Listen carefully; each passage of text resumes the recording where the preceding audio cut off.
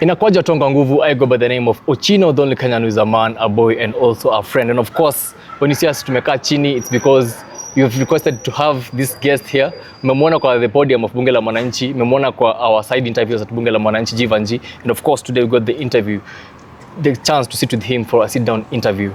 Kindly, Mr. Kotonde, yes, introduce yourself to the camera for the few people who might not know you. Okay. Yeah. To our very own viewers, friends to Ochino, both within and outside the country, I want to first of all appreciate the invitation for this one-on-one sit with me. And I believe what we'll be discussing here will be very productive, very encouraging, and going forward, it will be of help to so many who might have not been having the information. They call me Prof, Honorable Professor Kotonde Kotonde. Kotonde Kotonde is a Kenyan, a patriot, a one who believes that good governance, zero corruption, proper representation is what it takes. And then I am a member of this great state, Kenya. I am a political analyst. I am a professional teacher, a part-time lecturer, and also one-on-one and sometimes philanthropist who loves changing the lives of great Kenyans at different levels. Currently, I'm the co-director of the Dreamtop Tuition Academy based within Nairobi. When you want your learners, your sons and daughters to at least improve at different levels of learning, you can easily check through our webs the great Dreamtop Tuition Center. Yes. Sir, Prof. Yes. You hold a lot of cups. I'll say you wear a lot of cups. Yes, sir. But today, now for this sit down, I guess we'll go to your leadership and governance side, yes, and your political analyst side. Yes. Let's now begin with Homa Bay County. Homa Bay County has been in the headlines of late from the time of Albert Ojwang's unfortunate incident that happened at Central Police Station. Yes. Now it's now in the limelight again with the conference that was there 1 week, development conference. And President Ruto attended this conference. But now the issue is not the president attending. The issue is the absence of the deputy president, Kindiki. Yes. And also, some people are saying that this is almost the 6th time that President Ruto is going to Homa Bay in official capacity. Yes. This is the most visited county by His Excellency President William Ruto. Do you see it as a strategic move that in the whole of Nyanza region, Homa Bay is where he can be so sure of that 6 Ps come 2027 in the broad-based government? Or is it just a coincidence that Governor Gladys Wanga is the most hardworking governor in the Nyanza region, and that's why she keeps on extending invites to the president to launch projects in Homa Bay County? That whole scenario, how are you seeing it as a political analyst? First, I want to tell viewers that originally I'm from the great Homa Bay.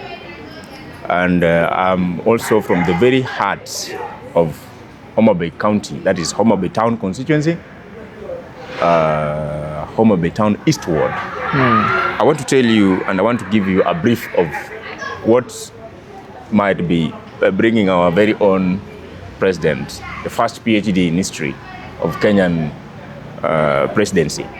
One, you must know that we have about 8, not about, but precisely 8 sub-counties. That is Karachuonyo, Kasipul, Kabondo, then Kabondo, that is to the west. And then we have, to the north, we have Ndewa constituency. Then the other side, we have both Suba, south and north. Then our immediate neighbor is Rangwe, where we came from. And then now the hosts, where everything was running around and about, is Homa Bay Town constituency with about 4 wards. Now, apart from that, Homa Bay has been a home of great heroes. We had the first minister then, His Excellency, may his soul rest, Rojode, Joshua. He was a great guy. He did a lot of stuffs. In the very, very county, we have the great brains like the late Utino Kajwang, the first senator of our great country. May his soul rest too. He also passed on. In the same constituency and the neighboring constituency, that is Rangwe, we had the father of devolution. May his soul rest also. Dr. Crispin Homabay. He is an immediate neighbor to our very own governor. Now, you've just asked a very good question. The reason as to why sometimes you frequent a place might be so many things. One, the courtesy of those people. How welcoming are those people? The people of Homa Bay are very welcoming. We love visitors. We love receiving visitors at so many corners. Two, you must also know that when you see a bee frequenting your yard, it means there is a sweet scent coming from the flowers around. One of the flowers is Her Excellency, the Governor, Dr. to be, Madam Gladys Wanga, Nyakisumo, Nyawangaya. This lady, she got the very county, Homa Bay, as a dilapidated county.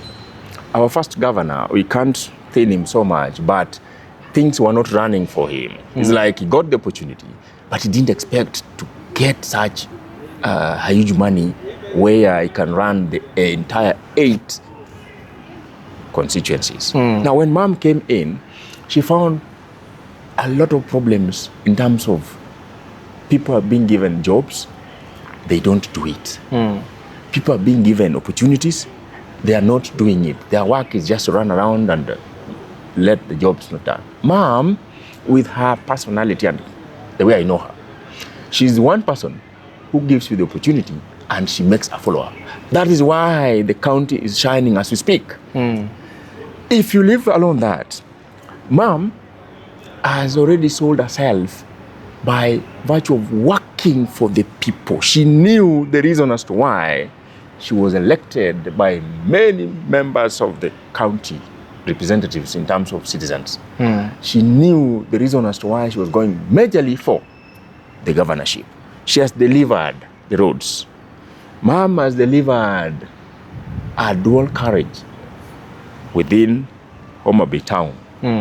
Mom has delivered so many ECD centers, which were like a nest of a crown bird. As we speak now, if you check those things, my friend, Homa Bay County is like heaven. This is the reason as to why we believe, and we are even seeing beyond, that the president himself had already seen this, that this lady, if she can be tasked with more opportunities, she can deliver more than she can deliver. She is currently delivering in the Homa Bay County. Yes, and that is why, in our own capacity, and the great people of Homa Bay County, we are fully endorsing Mom.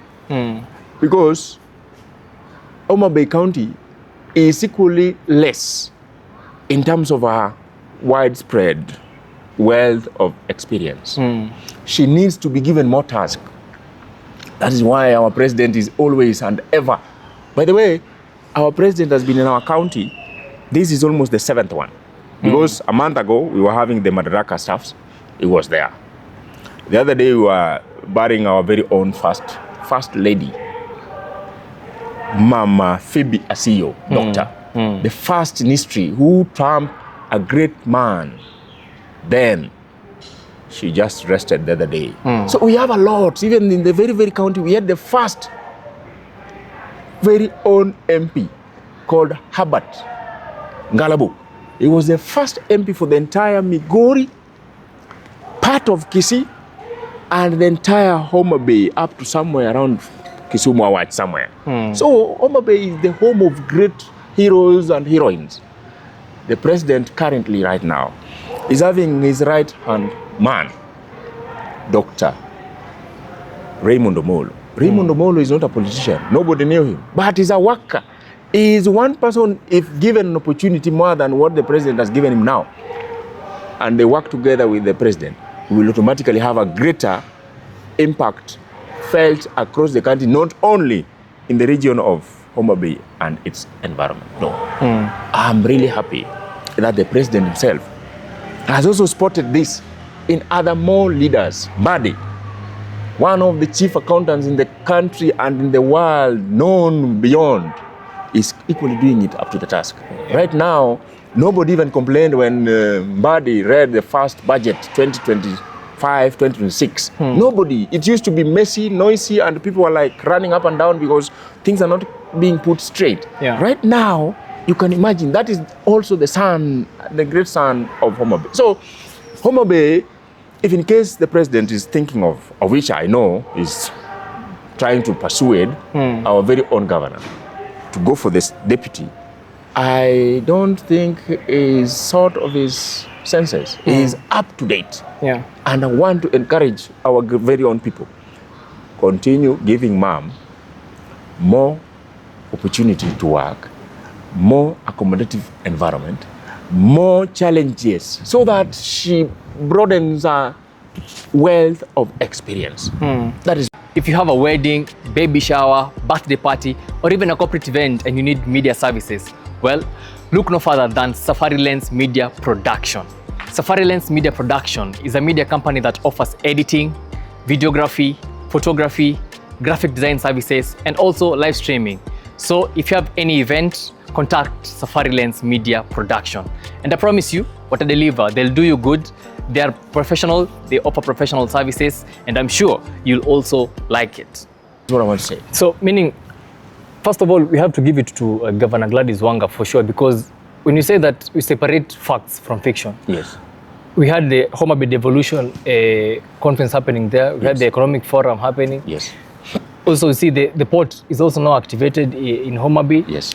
She's doing a lot. We even have 2 football academies there, running might not know, that are running already. Yes. So on paper, basically on paper, she's one of the, if not the best performing governors in Nyanza region. Yes. She's among the top 2 who are performing. Now, let's go to side of the national politics now. Yes, yes. Do you think she really qualifies to be the next deputy president come the 2027 elections under William Ruto? Or should she run for another term so that she can have that much experience? Or believe the experience that she had when she was serving as the capacity in the National Assembly, and now the one term that she's serving successfully as a governor, do you believe she should now leave for other people and now climb to the next level to be the deputy president of William Ruto? Let me take you through some history. In the year 2002, the immediate former president, Uhuru Kenyatta, was barely 3 years into the political arena. Moi, the then president, endorsed him, but he flopped. The people said, no, we are going for our very own Kibaki. He didn't give up. In the year 2022, they impeached deputy president, that is Rigathi, was barely 5 years into politics, leave alone the public service. He has been into public service for so many years, but into politics, it was barely 5 years. How many people were willing and were ready to run the talk when the president was looking for someone who can help him deliver? How many were there? So many people were there. But he saw it wise in this one man after 5 years. So right now, I'm telling you that our very own governor, Madam Gladys Wanga, is fully ripe, fully pregnant. Even if it could have been that by the time we were having the impeachment motion, Madam could have been the next deputy president at that time. She's qualified. One, academically, mom is qualified. She's almost earning her PhD as we speak. It is just due in due course. Two, Madam is having a wealth of knowledge, which is needed because she joined politics in 2013, took her 10 years as the women rep. You even have the records, what she did at the lowest level. Then, in the year 2022, when people were going for the gubernatorial position, she flopped all the men and women who were cowards, who were not willing to come out, because She knew what she wanted and she was ready for what she wants. 3, this position of deputy president does not need someone who is tribal, who is a nepot. It needs someone who is a great patriot, who stands for the rights of these citizens, and someone who knows his JD, job description. That is what mom masters so well. She knows. When she was the first women rep, she was the one performing more than anybody else. The records are here. When we were at the very own county, that is Homa Bay, the great people, she was the one toppling the entire Nyanza region. Where is the problem? If now mom can be given more tasks under the deputy president, under the presidency, now that she's the second in command, she's equally ripe. I want to say that by virtue of portraying herself that way, she's equally ready to marshal all the resources towards helping our very own president to deliver the 2022-2027 manifesto. Then, the other thing you must also know is that our very own mom, the reason why she's appearing to be a darling to so many, mom does not love someone who doesn't accomplish an agenda. When given an opportunity to deliver to the people, mom stands for integrity. Mom stands for delivery. Mom also knows what to do. She understands properly the 48 laws of power, whereby it's stated, one of them states that you cannot outsmart your master. I believe that mom, given time, she can easily ride under the umbrella of a deputy president, more than ready. Even now, even if it is not now, but one of these fine days, she will automatically rise to that position. And then, the other thing which I've seen coming out from the people, why was it that the deputy president, Mr. Prof Kindiki, didn't show up? No. He was the one who closed the ceremony today. Yeah, the devolution conference. He was the one. But from the body language, we are trying to say that he is already sensing some danger. And remember, in our culture, he is not the legit husband of the deputy president position. He is not. He is not the legit husband. He is an inheritor. Kindiki is an inheritor. The initial, original and legit husband of this position is in was the impeached. Therefore, even Wanga herself can as well be in that position. So, he is very sure in his mind that given the way the political dilemmas are going, he might not fully bring forth what is needed. Because right now, he cannot manage to bring the great people of Mirima on board. He will automatically bring the Tarakas and the Merus, who are not making sense in terms of numbers, and Siasa is numbers. But if you look at mom now, mom can go and call for a mother of all campaigns at the coast. Yes or no? She can do it. Yeah. If you go to Kisumu, she will automatically call the entire Kisumu. She can bring it to a standstill. If you come to Nairobi, mom can do a serious campaign, majorly meant for the 2027 and beyond, more than Kindiki. She can as well do it to the western side. I don't think mom can go down if she calls the biggest and the mother of all campaign plans in the northern side of Turkana, Todonyang, or even Tobolereng, somewhere in Lodwar. Yeah. You can't tell me that Kindiki can do that. And that is what the president wants.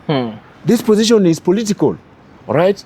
It needs someone who is agile, energetic, strategic, who is well calculated, and his plans are running as per how things are. Then the other side is, we have never been with a deputy female. Where is the problem if mom can be the first one? Where? And because she'll be a darling to so many. Yeah. Both men and women.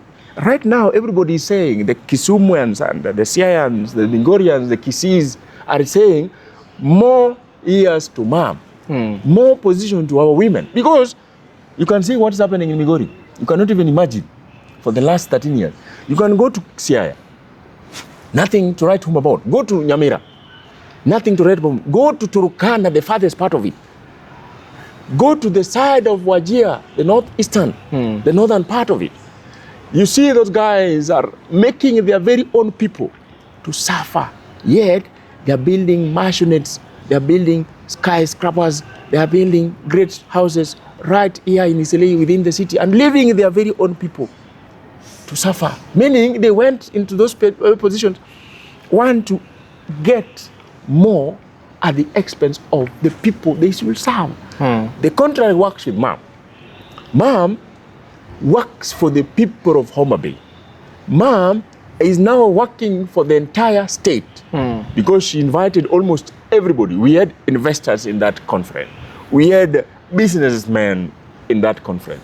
We had so many great minds and great personalities. She doesn't have a like, you must just be from my region. No. Inclusivity, mom is upholding that. Integrity, mom is upholding that. Being responsible and accountable to work given, mom is doing that. A democratic lady, that is what that position requires. And the latest, which is now trending, is non-tribalistic. This country is bigger than us. I always tell people, the Homabayans need the Merus. The Tarakas need the Kikuyus. The Swahilis need the Orias on the north.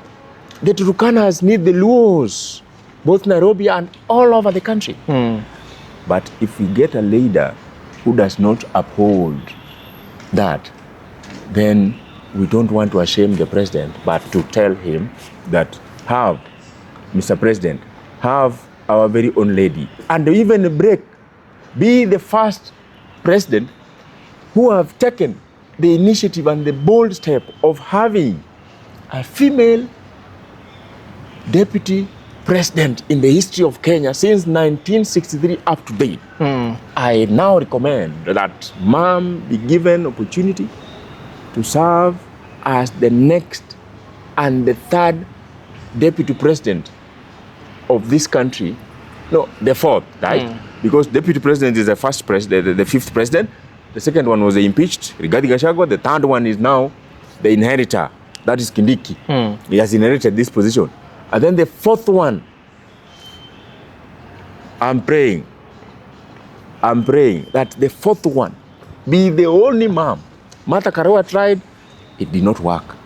Ngilu tried, it did not work. The likes of Jambo tried, it did not work. The likes of Fibia CEO tried, it did not work. The likes of Zipporah Kidonyi tried, it did not work. The likes of Rachel and I'm seeing Mudhoni Pasari is trying, but where mom has reached, it is just the Almighty God and the gods of the great Nyanza region and the gods of our great fathers who are from the great South Sudan, Abyei state, where I also reside from. Those are the ones driving mom. They are driving mom towards work to the people. Work to the great people of Kenya. Work to the great people of the diasporan Kenyans. That is what is selling mom. What is now selling Kindiki? If not, what is now selling her? I mean him. Who can now trump if we have Kindiki and mom? Who can people vote for? Majority will be voting for mom. I therefore request the president to reconsider after the tenure of inheritance, that period. Now come more. Bring mom on board. Even your very own close supporters and advisors, they'll automatically tell you that mom stands the best chance of giving you more votes at the expense of this great man, whom I also respect, Prof. In a world that moves fast, your style should even speak more faster. Introducing the hoodie that gives you more than just warmth. It's attitude, comfort, and identity. From cool mornings to late night vibes, our hoodies move with you, stand out with you, and keep you real. Make your orders now. Call us on the numbers below your screen. And of course, we do delivery countrywide. Whether you're in Kisumu, Mombasa, Nairobi, or any part of the country, just make a call, make your orders. We will deliver them where you are. Kindiki. Yeah. Yes, sir. But so now, still on that issue. Yes. Because you have to look at it also from the other side. They usually say in politics, we have any major political decision has political casualties. Yes. Meaning, when you approach 2027, if at all now President Ruto settles on now Gladys Wanga being his running mate, yes, it means that automatically Kindiki will now have to look for another political direction. Yes. From the way you know the politics of Kindiki, do you believe he's mature enough to stand down and still be on the same camp with William Ruto, but at a different capacity, so that they can win another term for the Kenya Kwanza government and go for complete their 10 years and still be in the same outfit as William Ruto? Or are you seeing a situation whereby he can bolt out? Because they say in politics, you go high up the ranks. For example, the only person who I know personally is maybe Senator Mandago. He was a governor for 2 terms in Uasin Gishu, yes, but came down. You can say in the hierarchical Kenyan politics, you can say he came down. Yes. Do you believe Kindiki, Professor Kithure Kindiki has the political maturity to step down but still be in the same outfit with William Ruto, or will he bolt out and join the legs of Rigathi Gachagua and Matiang'i to look for a new government come 2027 when he will not be the one who will be picked as the deputy president? Let me just take you back. In the towards the eve of our election come 2022, we had about 4 great aspirants for the position of deputy president. Kindiki himself was here. It was being rumored. Then later on I saw it, he said it right away. Kindiki, we had the ousted one, that is Rigathi. We also had the current governor for Murang'a, that is Rungu Kangata Daktari. And then we also had other members. Now, when the president himself resorted to this gentleman called Prof Kindiki, he decided to take Rigathi. Can you remember that the deputy president did not bolt out, but he said that the country is bigger than him? He even decided not to vie. No, that's where the political tarmac comes in, whereby now, if you've decided to not do as my wish, then let me go for the political position where I can as well marshal members and citizens to vote for me. He did not do that. I am telling you this for free, that Kindiki, you must know that he's coming from a very minority tribe, because Siasa is local. He's coming from a very minority tribe. 2, we are looking for a way by which are you adhering to different regions, even apart from your region.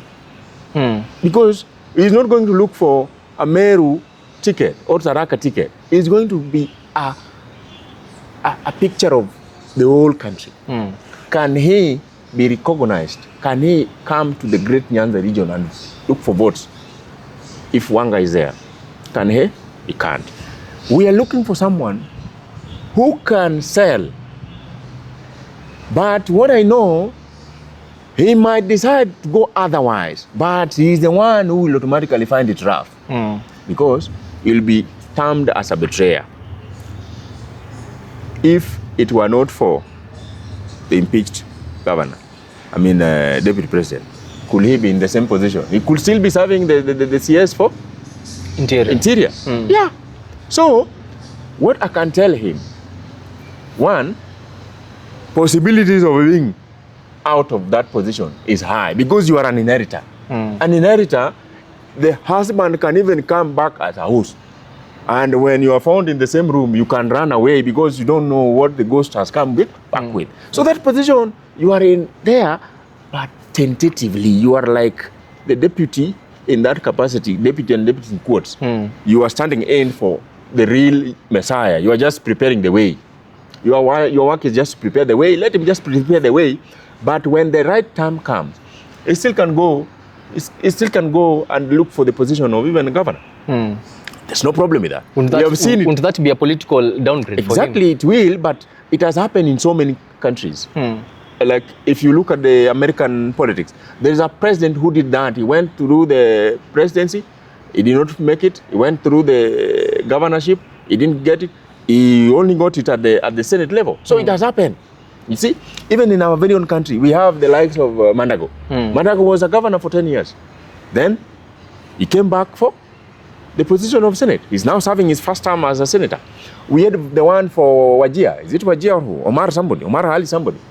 He was the governor for the other side of northern Kenya 10 years. Later on, he vied for last year's election and is now the senator. So you don't have to cage yourself that how will people receive me and perceive me. If you are the servant of the people, you can serve anyway. Even Ruto himself, once he's done with the position of president, he still can come back and vie for his, even a governor of Nairobi County. There's no problem with that because he has worked. Yeah. There's no problem. But if you have that stagnated and egocentric reasoning that how will the people say, that they will be like, oh, I was a governor, now cannot be the... No. What is there is, it doesn't mean that you must be in the political scene forever. You can be in that position and let go the political parties and even position, but serve the interests of your people at different capacities. You can even be an ambassador. Is it wrong? An ambassador is a representative of a whole country in an diaspora world. He can as well be that. He can even be back to his classes and be even a VC. He's a learned fellow. You understand? So it doesn't mean that if, in case you're not picked, you now bolt out and say, if it were not me, then this thing is not going to ride. The mentality of Gachagua. If it was not me, then this thing is not right. No, we don't want to go that road. You must know that this country is bigger and you can serve at different capacities, great capacities, more than even the DP. Yes.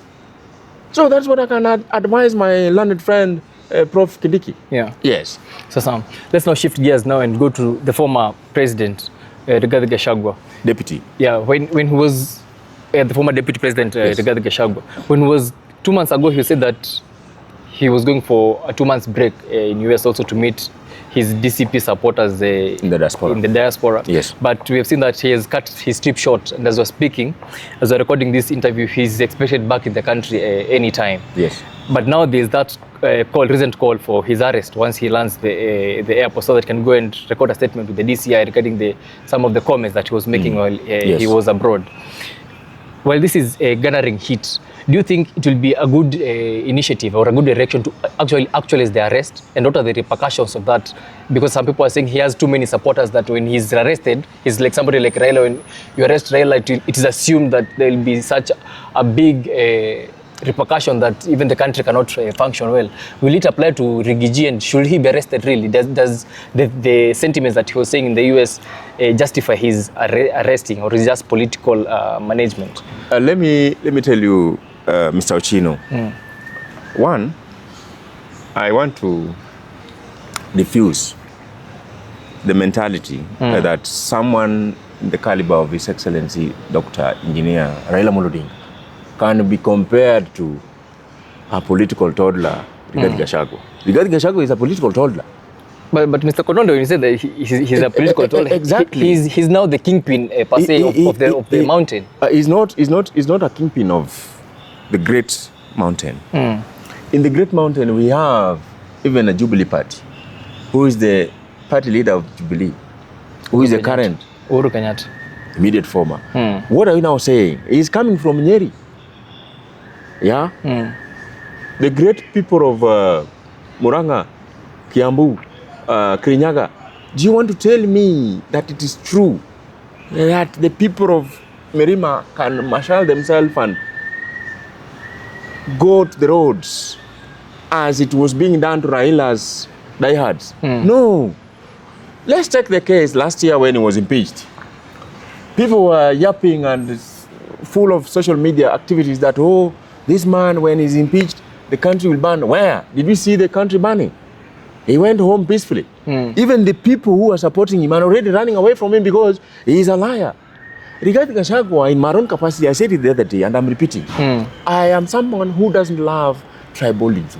I don't love tribalism. We don't have any other country. This man was propagating tribalism, division of different groups. This group should not be listening to this group. they should not be close to this group. That is not the right way to go. Rigathi Gachagua has been working towards that. We don't have to go that road. When this man lands in the country, because he has been lying, I am saying that great patriots should love this country more than we do. Those who love this country more than we do are not there. But I wish they were there to see the way the Gachaguas, the Rigathis are having a plan to bring down this great country they fought for. My grandfather fought for this country. Your grandfather fought at different capacity, not just the Mau Mau, at different capacity where they were. I am sad that we still can sit here to discuss a tribalist. How can you go into a different country, a foreign state, and then sell your motherland state in a different way? You paint your country in a different way. How? That's like in our culture, it's wrong to, one, make sure that the people around and about knows that your mom is naked. It is wrong. If you find your dad naked, even if he's wrong or right, you don't have to run to the neighborhood and tell them, come and see my dad is naked. That is what this man is doing. How can you go into a diaspora state? Those people who brought a lot of harm to us, we are still asking where Rigathi Gachagua was buried. Why was he not even willing to ask such a question? Why? His very own tribe. Why is he not asking? Even where the head of the great man, Rigathi Gachagua, was taken. He should be questioning that.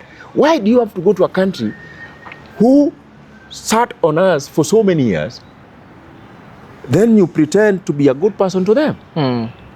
Then what is the essence of that? It means you are not a patriot. You don't love this country. You want this country to go the Sudanese way, the Rwandese way.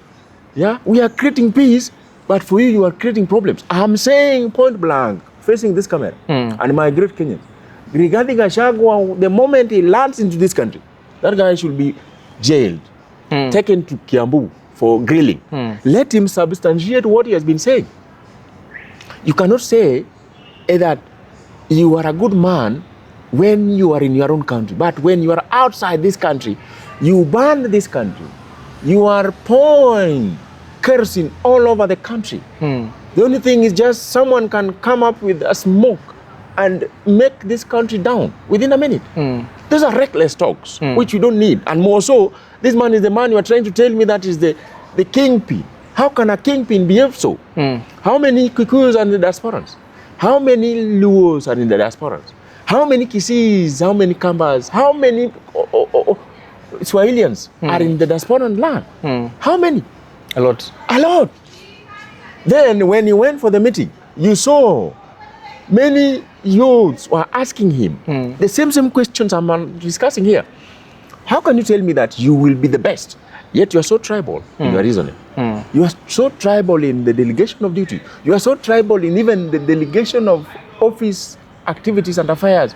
Are you aware that when he was the deputy president, the whole office from the kitchen manager up to the person just cleaning the tables were all Kikuyus? I have no problem with that, but they are Kenyans. But the bottom line is, was he showing inclusivity? Was he showing something to do with standing against tribalism? Yeah, but it was not so. But maybe, sorry to cut you short. Yes. For example, some critics also who are, let's start with the supporters of Rigathi. Yes. The supporters of Rigathi are saying, as you also said, that politics is local. Correct. Meaning, if his rhetorics, if his political main instrument is that he's saying that he's protecting the interest of the people of the mountain, they're saying that why should he be termed as a tribalist while other national kingpins are also backed by their communities? Is it because for him he's too much loud to shout for and protect for the interest of his people of the mountain that he's called a tribalist? Or is it because him himself as Rigathi Gachagua, he doesn't know when to stop now the tribal card in national issues? Is that the big issue that people are saying he's tribal, because I've not heard people saying Raila is tribal because he comes from Luo Nyanza. Why is it that people are saying that Rigathi is tribal? Is it because he doesn't know when to draw the line? Okay. Rigathi himself, based on the position he was given, that position is not for the Kikuyus. Yeah. That position is not for the Luos only. That position is not for the Kambas. That position depicts the picture of the whole Kenya. Yeah. Was he showing that? Immediately after. You must know when to play politics and when to do the right thing. He has been saying this right from the word he was sworn in as the DP. He has been doing it all the way up to the time he was impeached. How do you want to tell me that he will stop it when he gets into power? Is he not going to be the person? By the way, he has been the one saying that in this country we have stakeholders. Where do you want us to go? As much as Siasa is local, Rigathi does not have the grip to hold the Mirima people at heart. That man is too much into himself that even those who are following him in the name of our leader should be questioned in their brains. They should be questioned. Because in the same Mirima, we have great sons and daughters helping the government, helping in implementing the manifesto of the KK government. Who is Alice Waume? Where is she coming from? The one for lands? Kandara. Correct. We have them. There are so many. Just to name a few. Do you know that we have 9 CSS from Mirima? Are they not brothers and sisters of Rigathi? How many PSS do we have coming from Mirima? So many. So you can't tell me. What are they saying? Are they also saying that Rigathi is doing the right thing? They are the ones even who are saying that you man, you are not doing it right. How can you say and we are in the government? If you look at the youths, I saw a young fellow saying that as much as they are saying that we are not in the government, they are in the government full. So you can't tell me that Rigathi can be followed in the name of a kingpin. As much as he is from the region, you've compared him with Raila. Raila has been fighting for an inclusive Kenya. When he came up with the issues to do with the devolution, did he just say, I want devolved funds to go right deep into Kenyan, western part of Kenya? No, he said the entire state. Yeah. But what about Rigathi? Our business, our people, my people. Which one is the way? We cannot accept someone taking us back into the 60s when we started fighting, when our great-grandpas started fighting and they were being killed when they were still divided. We cannot go that road. And therefore, I'm telling you, anybody thinking that Rigathi Gachagua can be the best kingpin for the Kikuyu nation, my friends, you guys are not safe. You better follow the old folk, that is the old president, or another person. You nurture and propel another person to the limelight, or else you will automatically be having problems. Because right now, it's only that you don't know, but you may know. There is a war in Kiambu. They want to own it because the first president was coming from Kiambu. There is a war from Muranga. The Muranga people where SK Machara is coming from. There is war. There is another war coming from Nyeri, where the former president is coming from. There is another war coming from the northern part, Kirinyaga and the other side. How do you call it? Embu. Embu. Those sides, it's war. So you cannot tell me that this guy can be in a position to marshal all the leaders of these regions and come up to be the kingpin. No. Even the youths themselves in his own county, that is Nyeri County, are fighting. Are you aware? How will he now be in a position to marshal all other members come 2027? And if you remember, this country is not only for the Mirimas. This country is bigger than Mirima. Yeah. Yes, this country is bigger than even the Luo nation. That's why you cannot say that Raila was seen as a nationalist at the expense of Rigathi being seen as a local leader propagating and parading himself into tribal line. Raila has been fighting for the entire state. When he was fighting for the Unga revolution here, was it affecting the entire state? When he was working towards brutality during the time of Uhuru Kenyatta, and even partly during the time of His Excellency Dr. William Ruto, Was he fighting for the only Luos? Were the Luos are the ones who were being killed then? No. It was majorly for the entire state. When he was fighting for more money to be devolved, like now it has just been devolved by the president, 35 billion going to our counties. Was he fighting only for a specific region? But listen to Rigathi. My people first. My people first. I'm telling you, in case given chance with that man, we will not have a country. We will go the Sudanese way. We will have another cut across Kenya with so many sub-tribes, which will automatically not help us going forward. Therefore, anybody thinking that supporting Rigathi as the great kingpin, my friend, you are dreaming alive. It is high time you wake up from your slumberland and embrace a united Kenya more than where you are from a different and a stagnated cocoon of tribal line. Thank you. So Sam, finally, because of time, let's now finish with the issue. Still, in Homa Bay, that the President Ruto said about corruption. Because one of the major things that the Gen Zs had, even when they were going to the streets, was police brutality, which has, for now, it has reduced or it has gone down, of which a lot of people are hoping that that was the end of police brutality. We're not going to see another case of police brutality. Now we're still remaining with the issue of corruption. Even the President himself, in Homa Bay, he said that there are some MPs who, when CSs and PSs appear in Parliament, select committees, they were asking for bribes. There's some MPs who are like, they are coercing these senior state executive officials. When it comes from the president's mouth himself, and he's saying that the legislatures who are supposed to be making parliament and also oversighting the government, that they're seeking for bribes, this is saying that it's like they have legalized corruption.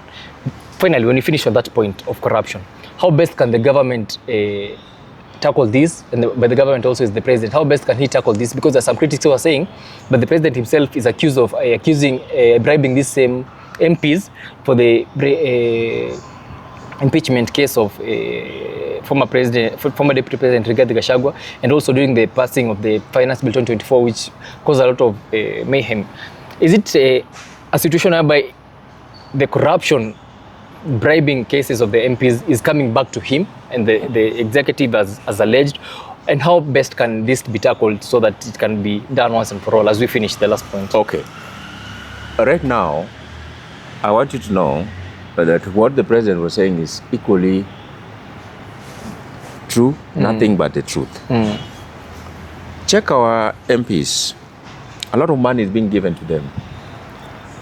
Do you know that when it comes to issues to do with the disbursement of even bursaries, allocations to our very own sons and daughters at the universities, it has been a problem.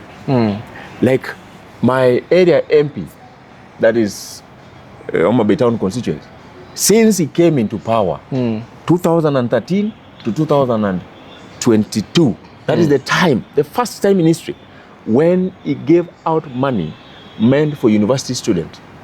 He was just saying that he has been paying money for high schoolers. After that, where has this money been going to? Is that not corruption? Another incident, we have leaders, our very own MPs, who are, instead of projecting the projects fully, they are doing them themselves under pseudo accounts and companies. Is that not corruption? The same MPs, when it comes to employment of people working in their offices, the people being employed might be less compared to the money being given out.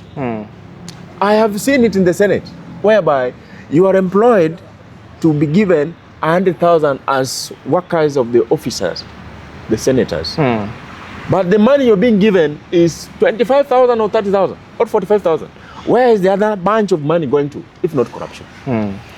We have people working in these offices. Some of them are ghost workers. Some of them are real workers, but family members. Do you want to tell me that that's the reason as to why they were given those positions? I am concurring with the president that there is corruption in these offices. The MPs. Not only the MPs. We have corruption cases happening in the Senate. We have corruption cases happening in the CSs. We have corruption cases pending in the PSS positions and officers. Even the MCAs. I have seen that when the monies are being allocated majorly for the MCAs, they are not giving these monies meant to the vulnerable, the needy ones. They give these ones to their sweethearts. They give these ones to their friends. But people are afraid of saying, where is the problem when the president saw it wise to say that this thing is a thorn in our midst? Where is the problem with that? How will we deliver? Yet, we have a lot of cases of corruption. We have a lot of cases of ghost workers. We have a lot of pending bills. Where is the money coming from? If not being misused for misplaced priorities. I always ask this question, where is this great man called Dr. Irungu Kangata getting more money and making his county better than we can imagine, followed by Homa Bay? Where? Because we don't have proper strategies, we don't have proper planning, we don't have proper priorities, we don't have what it takes to lead. The only thing is we are populous and we can marshal people to run around and about and have some projects which are not there at the expense of our very own people. Therefore, our very own MPs, I want to tell you this one. Come 2027, it's good we have seen, the youths have seen that you guys are corrupt, you guys are not doing the right thing with the money given, you guys are not properly engaging and even doing the public participation properly. You call your friends and your brothers and then after that you dish money. Come 2027, the election trajectory is going to change. Majority are youths. I want to tell them here, youth of this country, come 2027, come out in large numbers, grab these positions from the presidency, governor, senate, women rep, MCAs, go for these positions. Because you have one, you have the energy. You are the ones being used and misused to cause mayhem. Please don't cause mayhem, but use that energy you have to run around the country, run around the county, run around the wards, run around the constituency as you look for votes. Two, you have the numbers. The youths are so many, 75% of us. Then why is it that the few are the ones who can just manage and micromanage us? Youths, the numbers count. Talk to your very own youth. Talk to them. Third, we have the net. Nowadays, it's not a must that I have to be where so many people are. I just do my own stuff, post, and then we will be having, I just target that area. You see, the net. That is a plus to us. It has not been there for so many years. And therefore, it is high time we change the trajectory. It is high time we change the mentality. It is high time we change this country, not through banning of schools, not through banning of police stations, not through banning of police vehicles, not through stoning police officers, but engaging them, engaging the system, not through abusing our institutions and our constitution. No, but through using our very own mind. We have the education. Let us apply it. We have the power and the energy. Let us use it right. We have the connections, the internet. Let us use it. We have our friends. Let us use them. The other problem which I really want to caution the youth, let them not fight their own youths. When a youth is vying, he or she might not be having enough money as compared to the sitting MP who has been there for the last 10, 20 years in the same position. Youth, if you see a youth fighting for the change of this country, give him the support. You can even decide to give him the position of just papers, produce for him the posters. You can even just go and donate for him some capes. You can even donate for him some handkerchiefs or even shukers. Youth for youth come 2027. But the top part of the position of this country, that is the presidency, let us give His Excellency 2 terms. Because under his 2 years tenure, we have seen affordable housing, if you allow me. Under his 2 years, we have seen affordable housing working. And this affordable housing is causing more problem to those who have been keeping the Kenyans, the millions of Kenyans into hostage.